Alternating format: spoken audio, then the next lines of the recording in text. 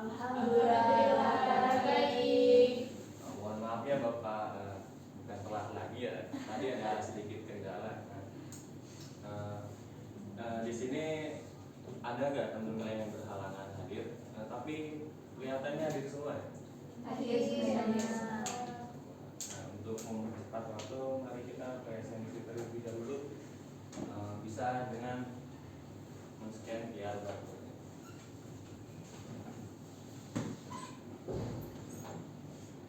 Sudah semua? Sudah. Nah, baik.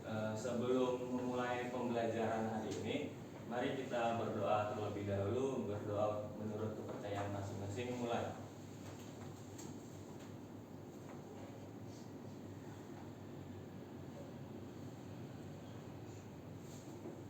Berdoa dicukupkan.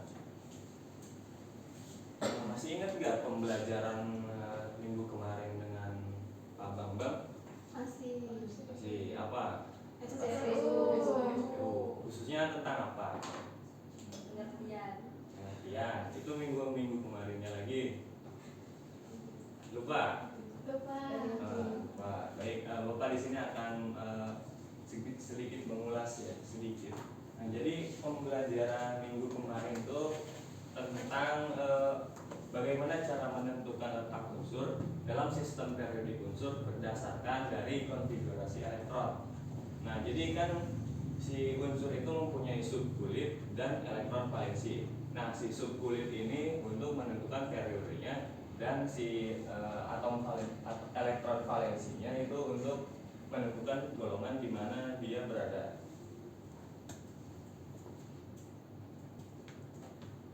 Nah, pembelajaran hari ini akan berkaitan dengan sifat sistem periodik unsur. Nah, pernah nggak sih kalian berpikir kenapa sistem periodik unsur ini disusun sedemikian rupa? Nah, jawabannya itu hampir sama dengan rak-rak di supermarket ya. Jadi rak-rak di supermarket itu mereka disusun berdasarkan misalkan ya, makanan manis disusun dengan makanan manis, makanan asin disusun dengan makanan asin, dan makanan pedas disusun dengan makanan pedas. Nah, di sistem periodik unsur ini juga golongan satu itu disusun sedemikian rupa karena mereka tuh memiliki sifat yang sama.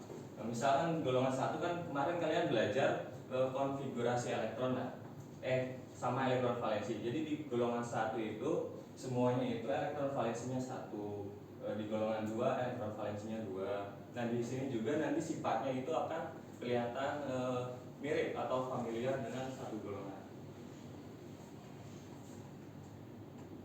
Nah, untuk tujuan pembelajaran hari ini, karena kita akan mempelajari sifat keperiodikan, nanti kalian akan menguasai materi sifat atom yang berkaitan dengan tabiat periodik, dan kalian juga mampu menjelaskan kecenderungan suatu sifat periodik unsur seperti jari-jari atom, energi ionisasi, keelektronegatifan, dan afinitas elektron, dan satu lagi itu tentang logam dan non logam dalam suatu golongan dan periode.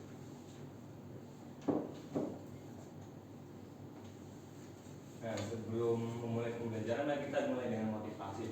Teman-teman tahu nggak siapa tokoh ini atau beliau ini? Marie Curie. Dia itu identik banget dengan kimia radioaktif ya. Kenapa dia itu pemenang Nobel dari penemu unsur pertama di radium dan juga polonium. Nah, jadi Marie Curie ini dia itu korban pertama dari penemuannya sendiri karena beliau meninggal karena paparan radioaktif. Nah, ada quotes yang bagus dari beliau.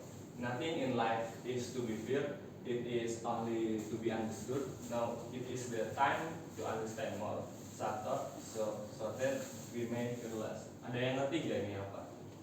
Jangan takut. Ya benar, jangan takut. Jadi ketika kita tidak mengerti sesuatu, kita cenderung lebih takut.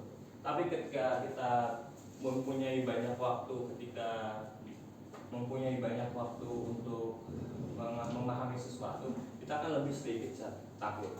Contohnya itu ketika kita mau ujian. Ketika kita belum belajar, kita cenderung menghindari ujian. Tapi ketika kita sudah benar-benar paham, kita malah ini lebih senang untuk ujian. Kalau itu dari saya sendiri.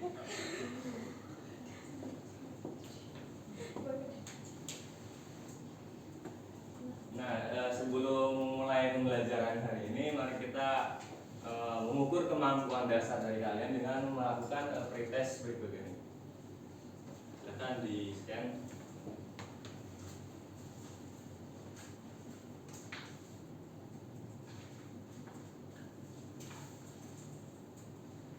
Nah, sudah selesai teman-teman? Sudah. Nah, gimana hasilnya? Jelek. Jelek. Ya. Susah. Di bagian mana susahnya? Semuanya. Semuanya. Ya baik, nanti kita akan belajar kembali karena hasilnya jelek ya.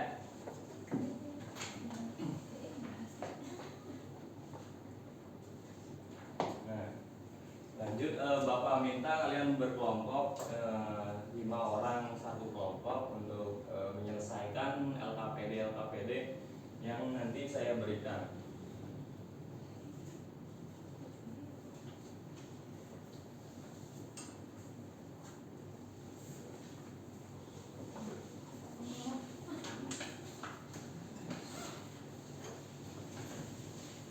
Nah, silakan buka halaman orientasi masalah. Sudah dibuka? Sudah.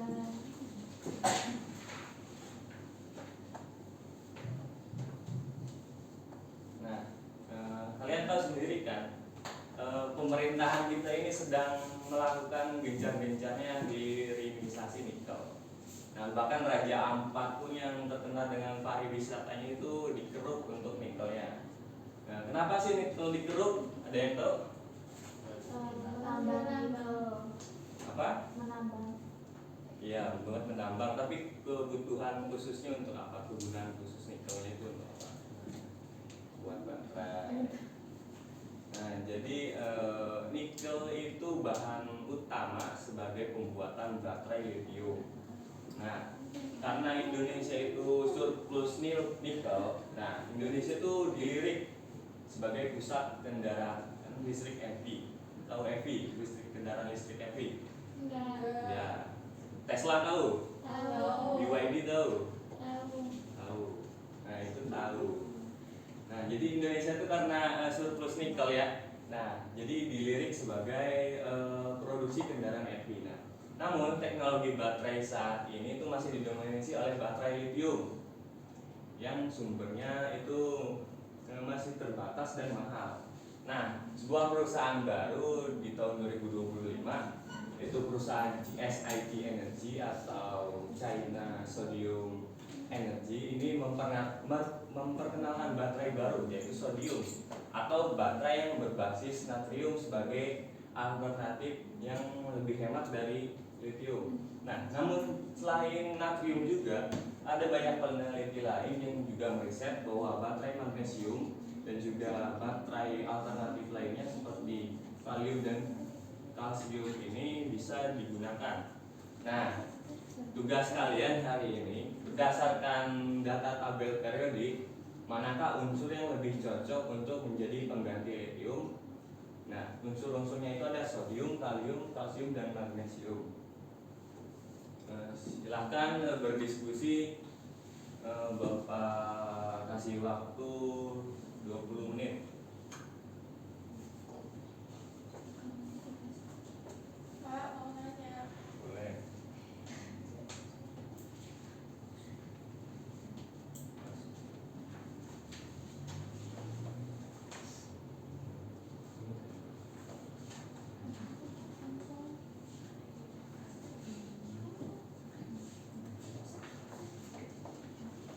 Kasih Pak.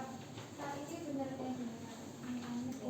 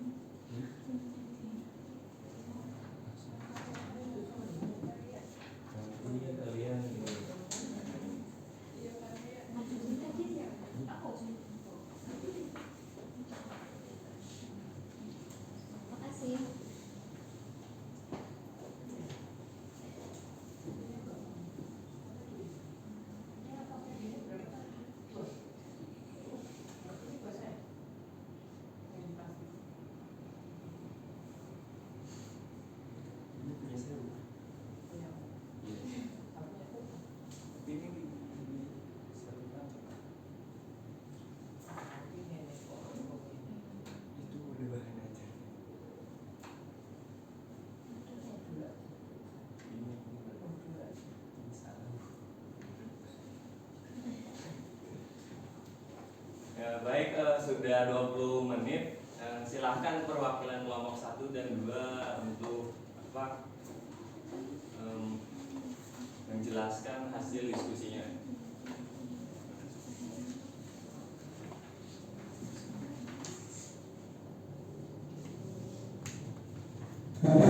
Untuk kelompok 1 terlebih dahulu silahkan. Saya mewakili kelompok 1 akan menyampaikan hasil diskusi kelompok kami. Berdasarkan data, kami merekomendasikan sodium sebagai alternatif lithium karena beberapa alasan berikut. Yang pertama, sodium satu golongan dengan lithium. Sodium lebih murah, pengefektifan hampir sama dengan lithium, sudah mulai dikembangkan oleh industri besar. Ya, untuk kelompok 2 silakan dipaparkan. Baik, saya perwakilan dari kelompok 2. Jadi kami merekomendasikan magnesium sebagai pengganti litium karena magnesium yang pertama memiliki ukuran kecil, karena jari-jari diberi 3 dan golongan 2, lalu memiliki stabil karena konfigurasi ion yang stabil yaitu Mp2+. Kemudian yang ketiga, keelektronegatifannya ideal. Yang keempat, energi ionisasi rendah karena semakin mudah melepas elektron. Terima kasih.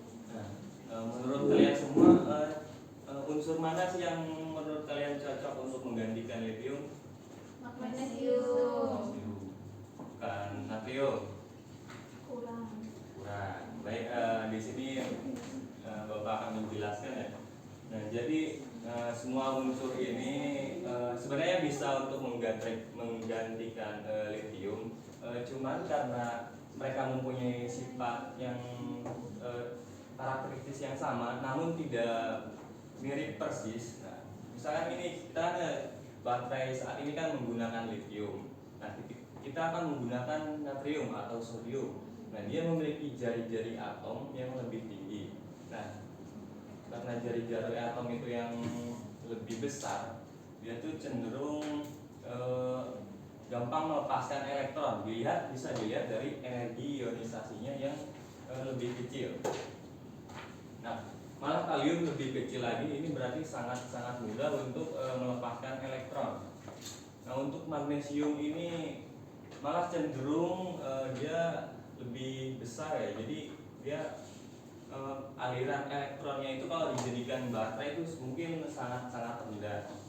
Nah, jadi kesimpulannya itu para peneliti ini mengeksplor berbagai material unsur untuk menciptakan baterai alternatif dari lithium. Nah, tadi kan pretestnya jelek-jelek ya, dan kalian susahnya di semua materi.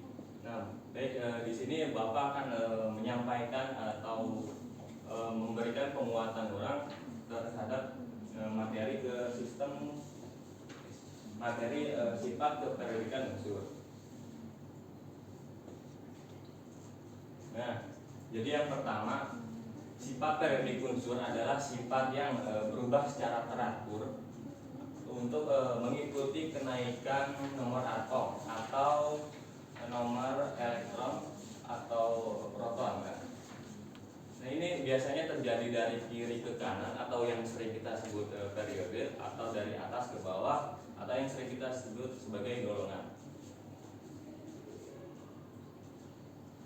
Nah, sifat-sifat periodik ini terdiri dari 5 ya. Yang pertama itu jari-jari atom, yang kedua itu energi ionisasi, yang ketiga itu afinitas elektron, yang keempat itu elektronegatifan, dan yang kelima itu sifat logam dan non-logam. Nah, di sini kan kalian habis pretest, pasti ada pertanyaan-pertanyaan seperti ini. Ada yang tahu gak sih disebut jari-jari atom itu seperti apa?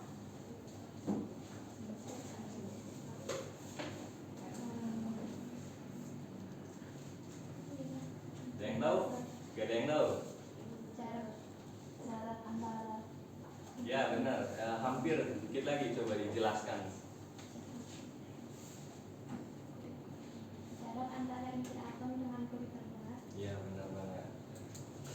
Jadi jari-jari atom itu definisinya itu dari jarak antara inti atom ke atom terluar atau atom elektron valensi. Nah, kecenderungan dari jari-jari atom itu sendiri dari satu golongan makin ke bawah itu jari-jarinya semakin besar. Karena apa? Karena dari atas ke bawah itu subkulitnya itu atau periodenya itu terus bertambah. Nah, karena kan ini periode 1, jadi subkulitnya 1, ini periode 2, subkulitnya ada 2. Jadi kan dia apa? Gaya tolak menolak antar elektronnya itu ada, jadinya semakin banyak subkulitnya itu semakin besar. Nah, untuk yang kedua, energi ionisasi. Apa yang kalian mengerti dari energi ionisasi?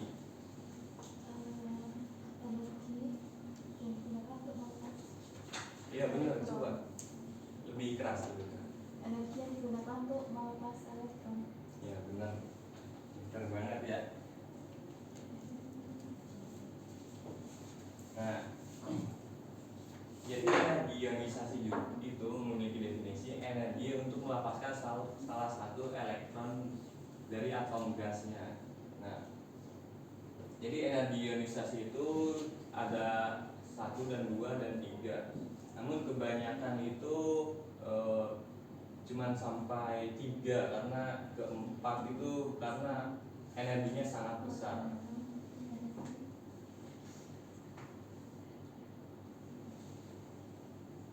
Nah, kecenderungan energi ionisasi ini pada suatu periode itu makin ke kanan itu energi ionisasinya makin meningkat.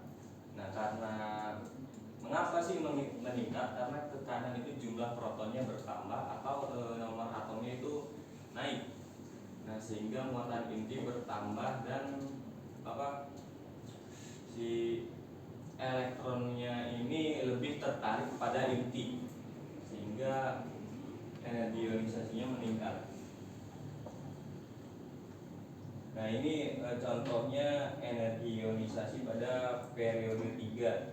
Nah, misalkan kita ambil pada periode 3 natrium, magnesium, aluminium, kalsium dan argon. Nah, di sini ada yang bisa menjelaskan nggak kenapa di magnesium dan aluminium ini terjadi penyimpangan? Karena adanya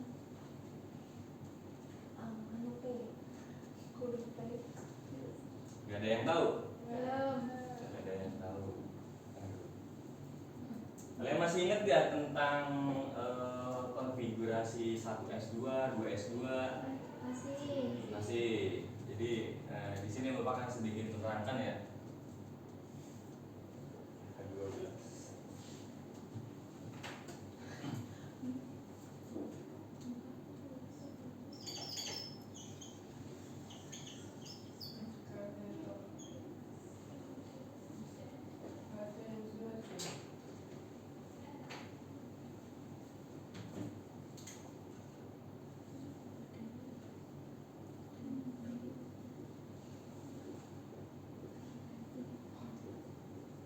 Nah, ketika dia jadi ion berarti elektronnya itu bertambah atau berkurang?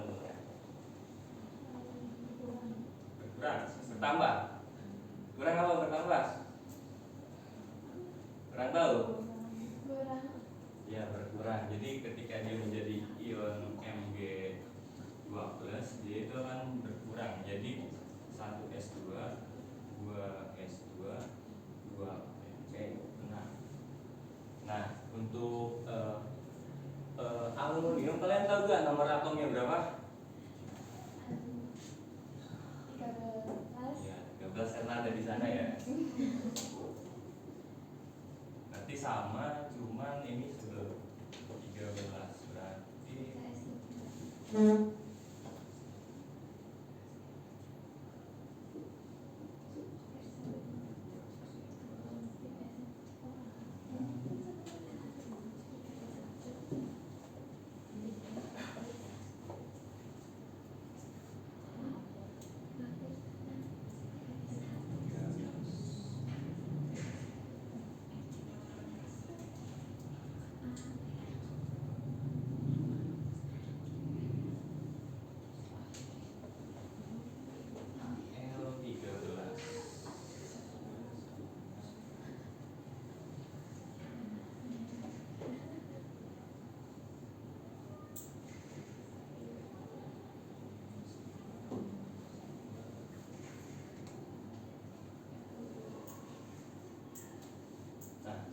Dari sini kalian tahu gak kenapa ada suatu kecenderungan?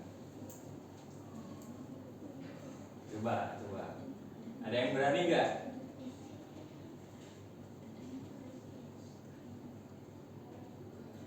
Gak ada yang tahu. Ada.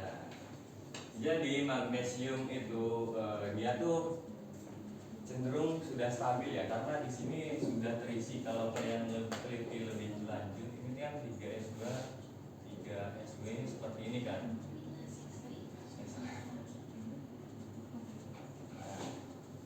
Nah dia ini sudah stabil dan ininya tuh bakal lebih susah untuk melepaskan elektron yang sudah stabil. Nah sedangkan di aluminium dia ini di 3P ini kan berarti kosong. Seperti ini. Dia akan melepaskan elektron-elektronnya ini untuk stabil. Mengerti gak? Apa masih kurang paham?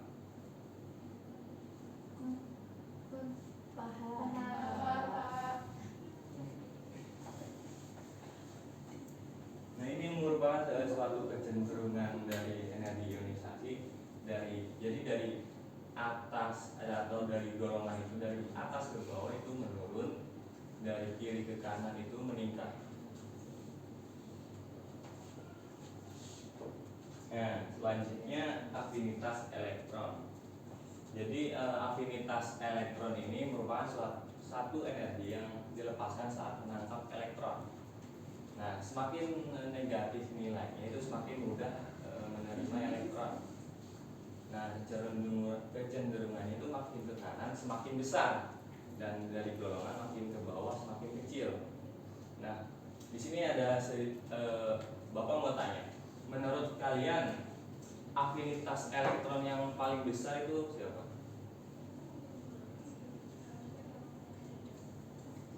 Siapa ya? Atau unsur mana? Tahu?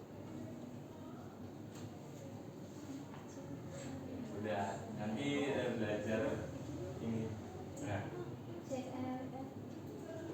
unsur yang paling besar afinitas elektronnya itu adalah Cl,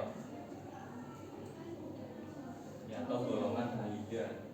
Nah untuk kecenderungannya ini dari bawah dari atas ke bawah ini menurun dan dari kiri ke kanan ini meningkat.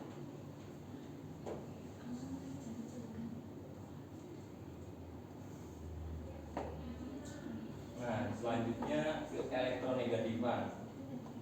Definisinya itu kemampuan suatu atom menarik elektron saat membentuk ikatan.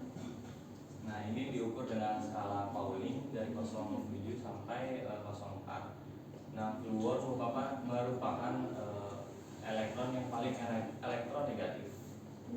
Nah dalam periode makin ke kanan itu semakin besar karena jari-jari atom mengecil, karena protonnya bertambah sehingga daya tarik inti semakin kuat.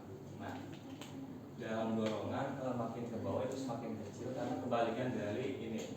Karena dari jari atomnya semakin besar, elektronnya semakin banyak, suhunya semakin banyak, sehingga gaya tolak menolak antar elektronnya itu semakin kuat. Nah, jadi kan tadi ke elektronegatifan ini sebuah kemampuan elektron untuk menarik elektron. Nah tadi kan dijelaskan kan, fluor ini memiliki elektronegatifan yang lebih besar.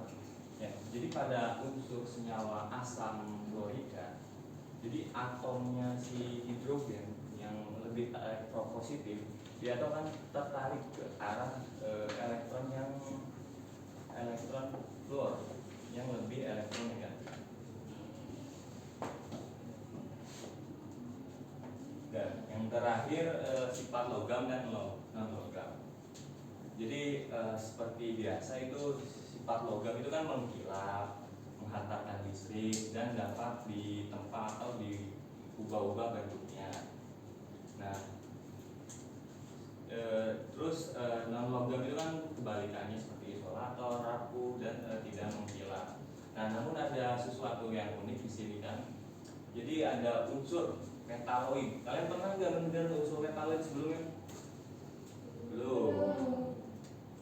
Nah, unsur metaloid ini adalah unsur yang iya bisa dibilang peralihan. Jadi dia tuh masuk ke golongan A dan masuk ke golongan B. Jadi dia tuh masuk ke logam dan non logam. Bisa juga menjadi isolator dan bisa juga menjadi konduktor. Nah, untuk sistem periodik unsur ini juga seperti ini. Nah, yang kuning itu merupakan non logam seperti hidrogen, helium, karbon, fosfor, sulfur, klorida. Sedangkan metal ini lebih banyak komposisinya dari non logam. Nah, di sini ada kuis cepat ya. Apa yang sih? Tadi kan udah dijelasin kan, apa yang dimaksud jadi atom? Jarak antara inti atom ke kulit terakhir keluar. Karena kan baru dijelasin kan. Terus yang kedua, mengapa energi ionisasi makin besar ke kanan?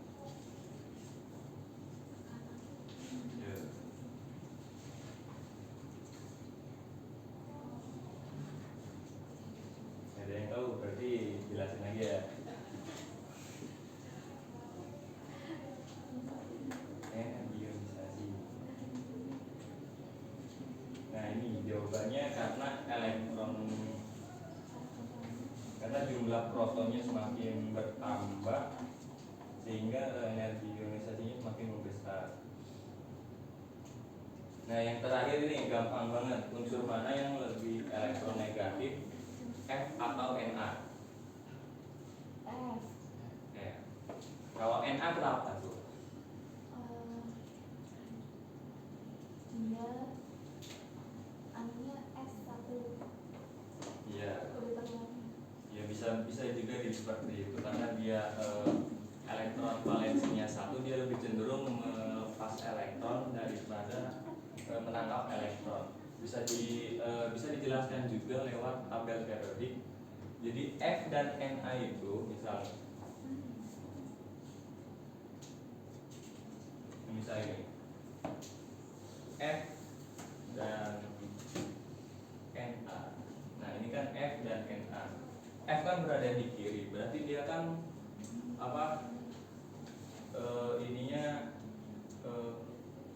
kan ini elektronegatifan kan dari kiri ke kanan itu meningkat. Ketika dia di pojok kiri berarti dia yang paling lemah di satu periode itu. Nah, sedangkan F dia ini paling kanan dan elektronegatifannya itu diketahui terbesar karena poinnya 4,0.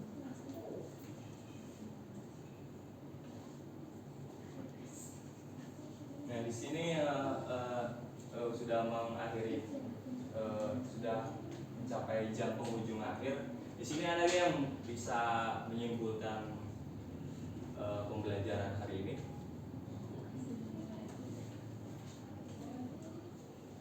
Ada.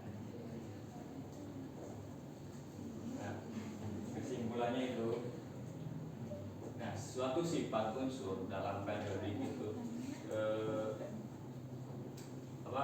dipengaruhi oleh letaknya dalam tabel periodik. Nah, pola perubahannya baik dari sifat periodik itu bisa teratur dan dapat diprediksi. Nah, jadi kan kalian juga sudah berdiskusi tentang logam mana yang untuk menggantikan natrium. Nah, jadi kan itu bisa memahami reaktivitas, ikatan, dan elektronegatifan dan juga kegunaan suatu unsur.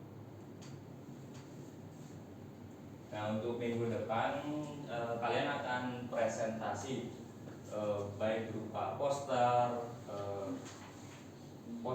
maupun PPT maupun hasil diskusi kalian di depan. Nah, setelah kalian presentasi kita akan lakukan post-test atau ulangan harian baik dari pertemuan yang pertama. Masih ingat gak pertemuan yang pertama tentang SPU? Tentang apa? Sejarah. Pertemuan kedua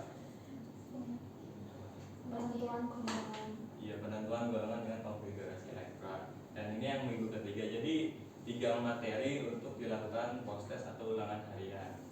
Iya Pak. Nah, karena jam sudah menunjukkan waktu yang ini ya, sudah sore ini. Jadi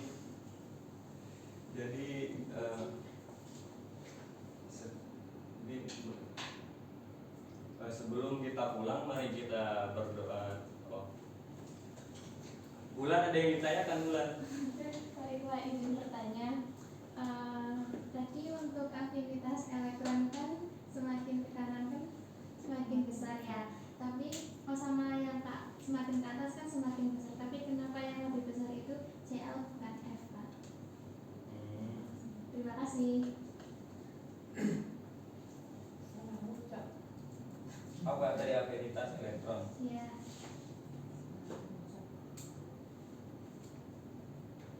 Ada yang tahu nggak kenapa?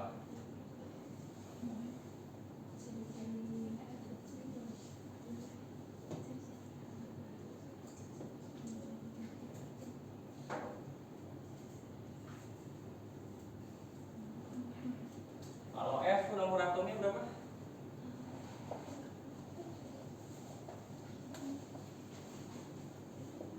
Nggak tahu, 9. Kalau CL 17. 17.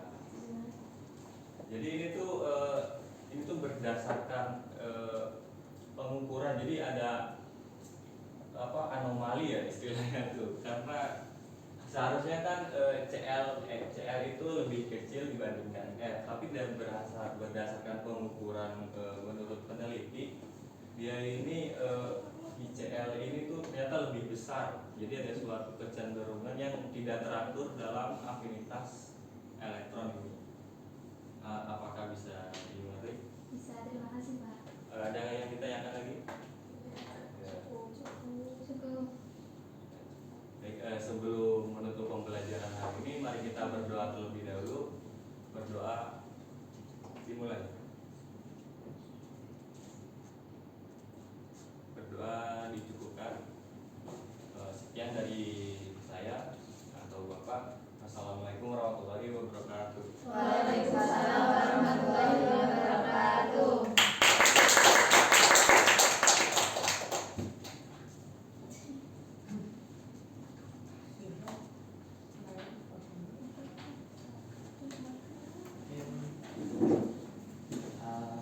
Dari saya pribadi sudah baik semuanya, sudah tersusun dengan rapi, sudah dijelaskan secara runtut mulai dari sifat-sifat tabel ukur. Kalau menurut saya pribadi, tapi nggak tahu bisa diterima atau enggak. Alangkah lebih baiknya gitu kan, di SPU itu kan materi kelas 10, jadi kelas 10 itu kayak masih asing dengan kimia gitu. Kalau lebih baiknya materinya udah bagus, cuman boleh ditambahkan kayak dengan kehidupan sehari-hari biar siswa kelas 10 nanti itu kayak ada bayangan gitu. Kalau misalkan sifat-sifatnya itu ada di barang apa dan unsur apa, jadi mereka tuh lebih enak gitu, lebih paham, jadi pemahamannya tentang sifat unsur tadi. Cuma tuh semuanya mau benar. Aku mengatakan barang tadi kurang membangun suasana yang semangat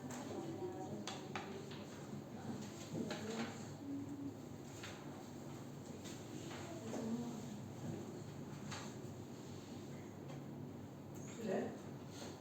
Oke, untuk teknis mungkin sudah baik, suara, kemudian menjelaskan sudah baik, tapi kadang-kadang di dalam menjelaskan materi itu ada kayak ada yang balik-balik gitu.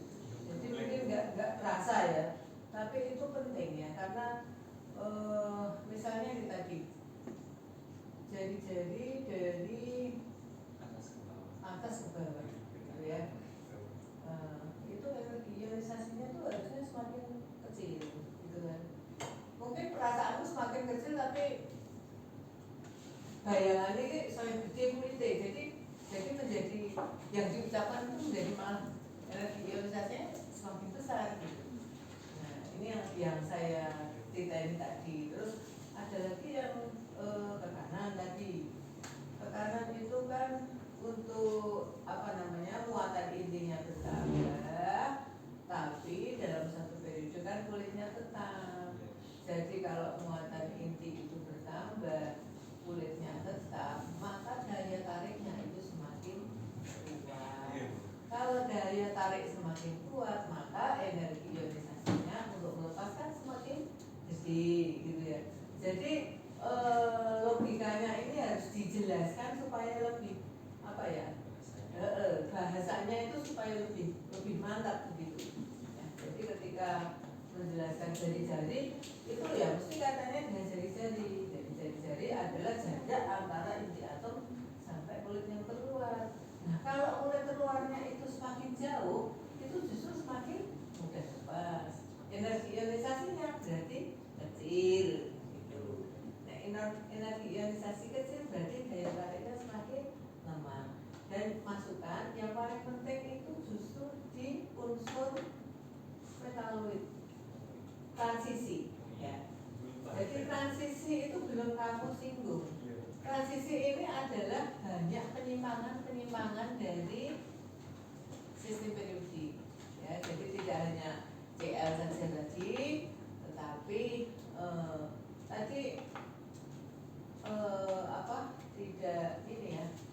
tidak dijelaskan kalau unsur transisi itu sebetulnya kan dari kiri ke kanan itu memang jari-jarinya itu semakin kecil. Tapi untuk transisi tidak sedemikian. Jadi pengerutannya itu tidak seperti yang lain. Kenapa? Gitu kan?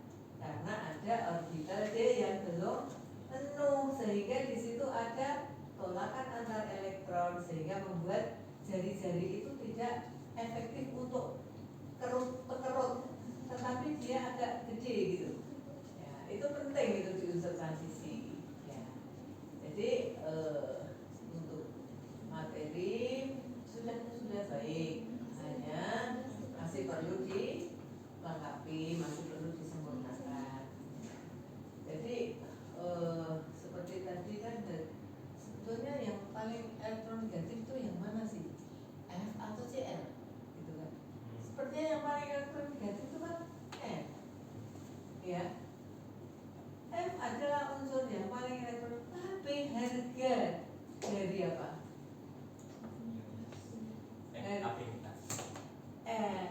Afinitas elektron gede minus ya. Tapi yang paling kecil itu sebetulnya adalah F ya. Jadi apapun itu ada ada penyimpangan ya, ada penyimpangan. Nanti saya lupa ya. Jadi nanti kita lihat bersama-sama aja. Memang F itu seingat saya paling elektronegatif. Sehingga ada OF2. Ya kan? Ada OF2. Tidak F2O tapi OF2. Tapi tidak ada OCl2 tapi Cl2O. Jadi yang paling tetapi harga afinitas elektronnya kok seperti itu. Oke, saya kira cukup untuk Paulian. Dilanjut dengan siapa ini? Davina ya? Iya.